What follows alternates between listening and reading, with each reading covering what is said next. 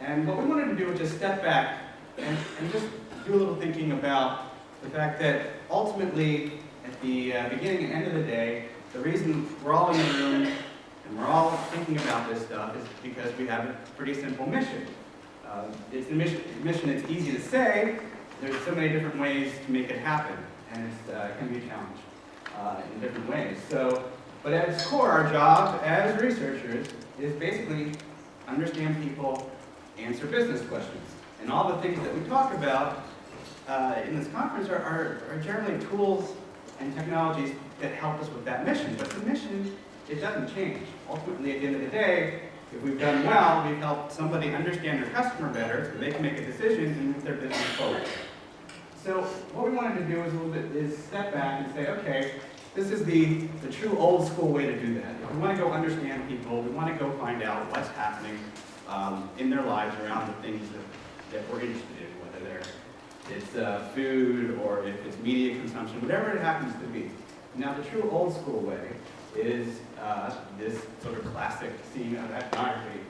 And I don't know if you folks recognize this particular still, but it's actually from a movie called Kitchen Stories, which came out about 4 or 5 years ago, maybe 6 years ago now. Small Scandinavian independent film, lasted in theaters for about 30 minutes.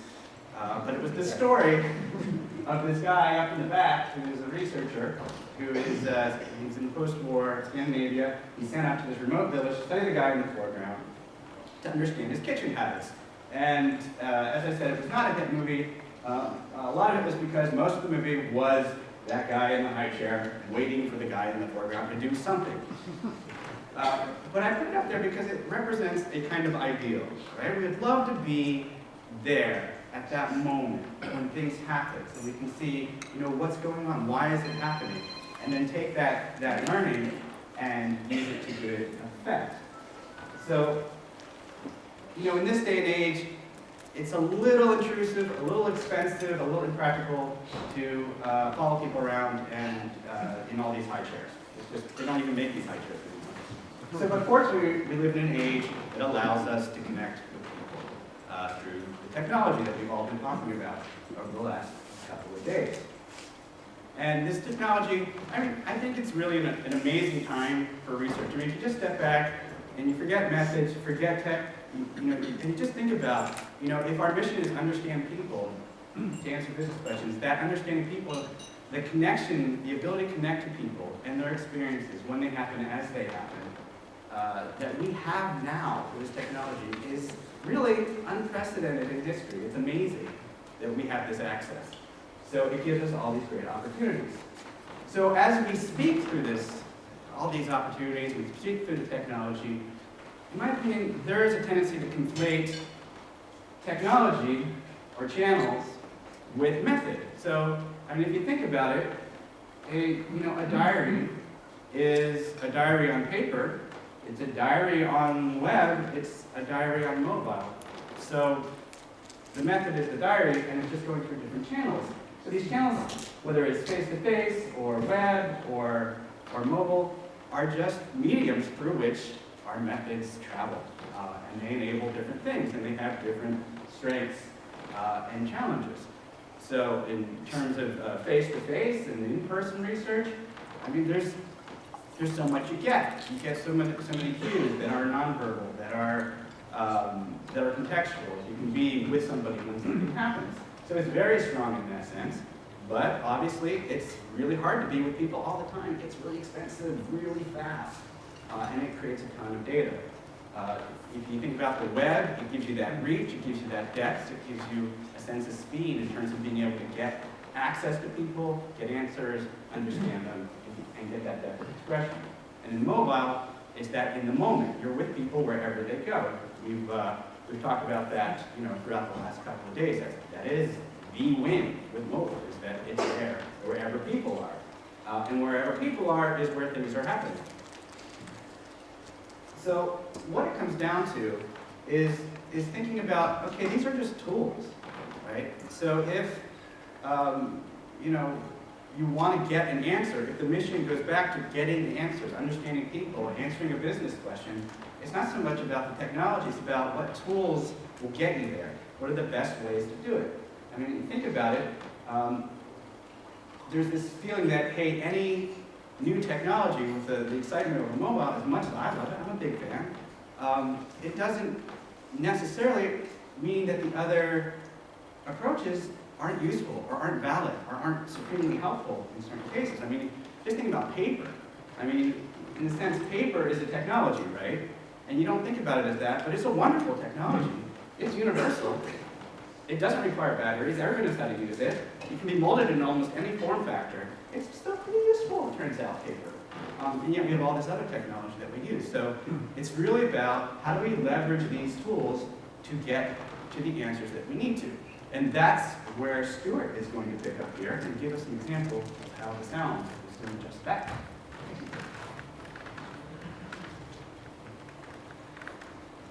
So, as, I guess, a method-neutral qualitative agency, we obviously don't have a particular axe to grind in terms of technology.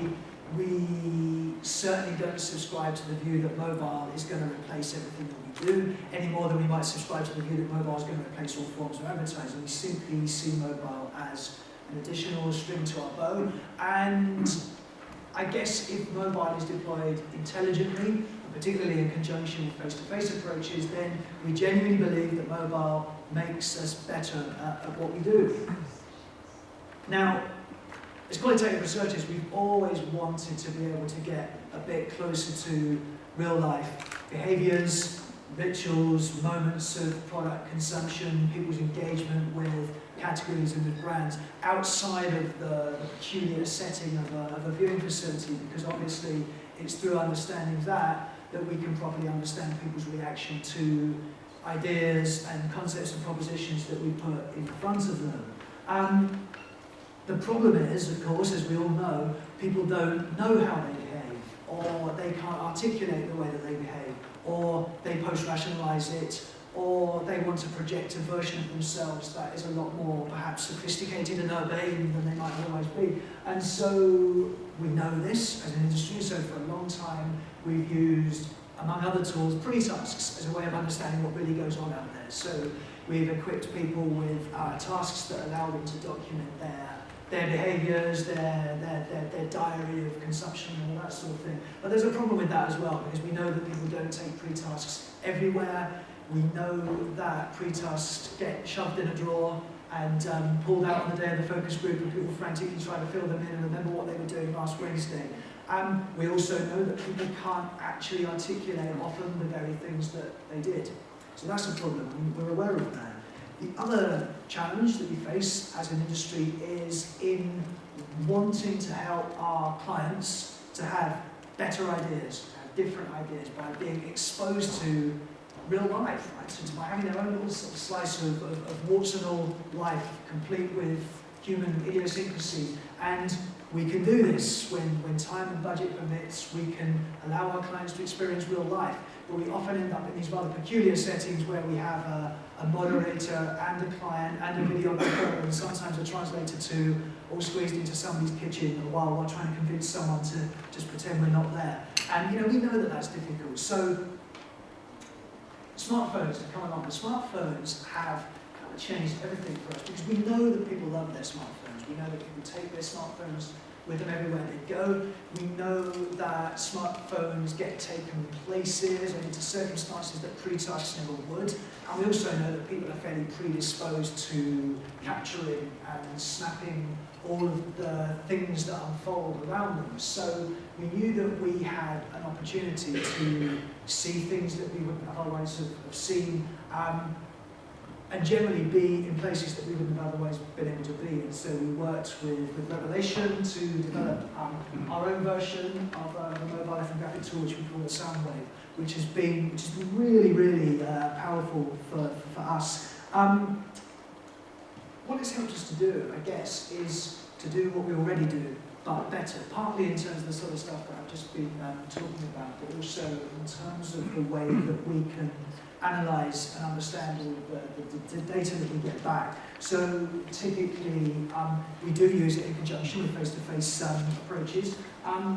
in 4 ways, broadly speaking. So one of them is capturing real-life behaviours before we sit down with people in face-to-face workshops and focus groups. And effectively, in this sense, it becomes a kind of digital pre-task, whereby we're able to document people's behaviours, their brand touch points, moments of product consumption, things that catch their eye, and that sort of thing. We can bring that along to groups so we can contextualise the responses to stuff.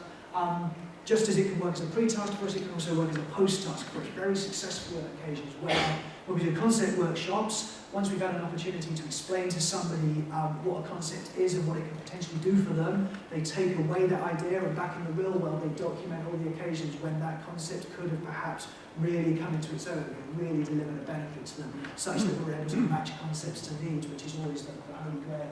We've been doing a lot of work with Google on that recently, which has been really powerful. We also are able to use smartphones increasingly as an opportunity to capture stuff about people in the form of video and images, and then take it back to them and to sit down with them and discuss it and to make meaning of all of that and to understand it together. The whole idea of co-discovery, which is something I'm going to talk more about a little bit in a moment.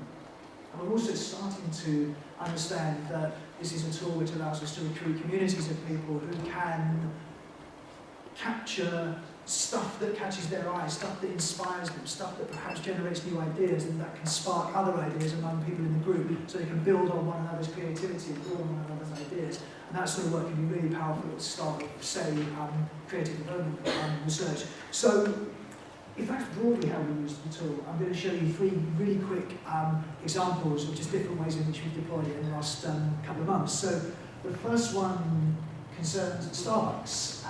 We've been doing a bit of work with Starbucks recently looking at the next iteration of in-home coffee machines. And so, as well as the conventional concept workshops for members of the public, we also deployed the sound wave before the concept workshops so that we can understand what really went on. And we used it on 2 levels. We wanted to understand the ways in which people actually make coffee, which is the stuff you're seeing at the top here. And we wanted to understand, as best we could, what that ideal coffee moment looked like. So we got people to describe and illustrate to us what an ideal coffee moment would look like. So quite interestingly, I guess we were using the tool on both a functional level, to study how people make coffee, and also on a very emotional level, giving us quite a lot of emotional territory on which a brand proposition could potentially be built. So that meant that when we subsequently evaluated the concepts, we were able to contextualise people's response to those concepts, both in terms of general themes that we'd identified from the pre-task, but also in terms of very specific scenarios. So we could say, well, Tracy, for example, we found it really interesting that you warmed up your milk in the microwave when you were making a latte. Let's talk a little bit about how this product might make things rather different for you. So it was very, very powerful for us, and we definitely ended up with better results from having done that. We are also at the moment working with Virgin Media to answer the not unsubstantial question, what is the future of television? And one of the things we've been doing is to talk to people who have a variety of different sources of TV, so they can watch broadcast telly, they can watch catch-up TV, and they can watch stuff off their hard disk, they can watch content from a variety of different on-demand providers. And we wanted to understand, in a given moment, let's say 8 o'clock on a Thursday, where are they getting their content from? What are the kind of journeys that they follow? Why is it that certain places get visited in certain circumstances? And in a traditional paper and pen diary type exercise, it would be incredibly difficult for people to capture that in a way that was meaningful. And even for people we found in the past to articulate where it was that they went, what it was that they did. So we've been able to deploy the sound wave to, as you can see here, take actual screen grabs of the screen that they were on when they made their choice, and then just attach to that little bit of text understanding, which helped us then to subsequently take the sort of stuff you see here on an iPad, pretty much the day after, back into people's living rooms and sit down with them and kind of relive those experiences so that then they could explain them to us a little bit more and attach meaning to them.